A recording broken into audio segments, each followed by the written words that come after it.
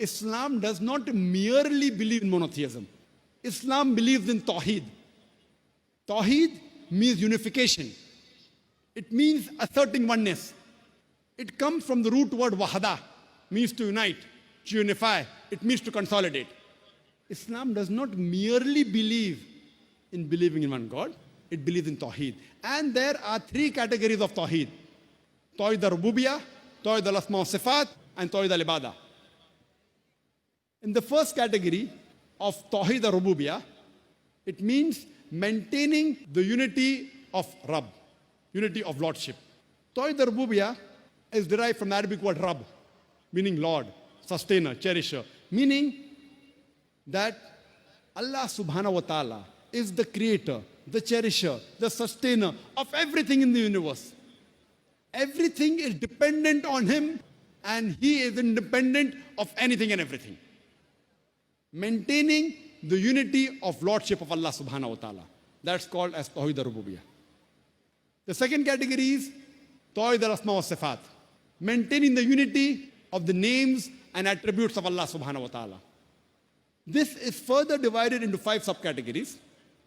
Number 1 is, whatever name you give to Allah subhanahu wa ta'ala, it should be the name that He Himself has given Him. You cannot give your own name to Allah subhanahu wa ta'ala. You cannot say that Allah is Al-Ghadib, the angry one.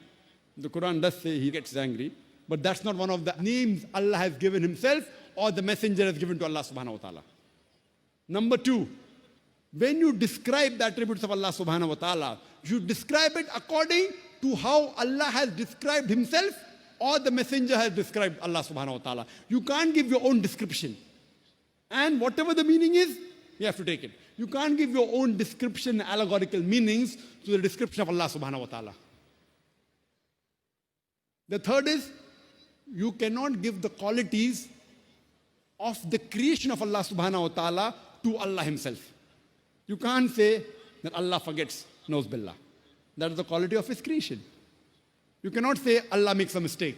Like some of the scriptures say that God made a mistake, knows billah. These are the qualities of His creation. Number 4, you cannot give the attributes and qualities of Allah to any of His creation. You can't say, I know a person who's immortal, who's eternal. These are the qualities of Allah subhanahu wa ta'ala. And the 5th category is that you cannot give the name of Allah to any of His creation. If you have to give, you have to add abd to it. For example, you cannot say that He's Ar-Rahim. You can say Abdur Rahim, the servant of the most merciful. And you cannot add anything to abd except Allah. Anything else besides Allah, you can't say Abdur Rasul. He is the servant of Rasul. This is not permitted. It breaks the second category of Tawheed al-Asma wa Sifat.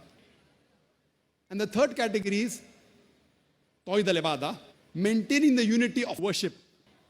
Ibadah comes from the Arabic root word abd, which means to serve, meaning a slave, meaning a servant, in servitude.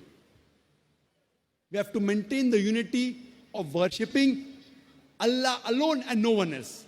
Tawheed al-Ibadah means maintaining the unity of worshipping Allah alone and no one else. If you follow the first 2 categories, that Tawheed al-Rububiyyah, saying Allah, He is a Rabb, He is the sustainer, creator, also agreeing with Tawheed al-Asma wa Sifat, giving Him good names and attributes, creator, etc. But if you worship somebody else besides Allah, then too you're breaking Tawheed.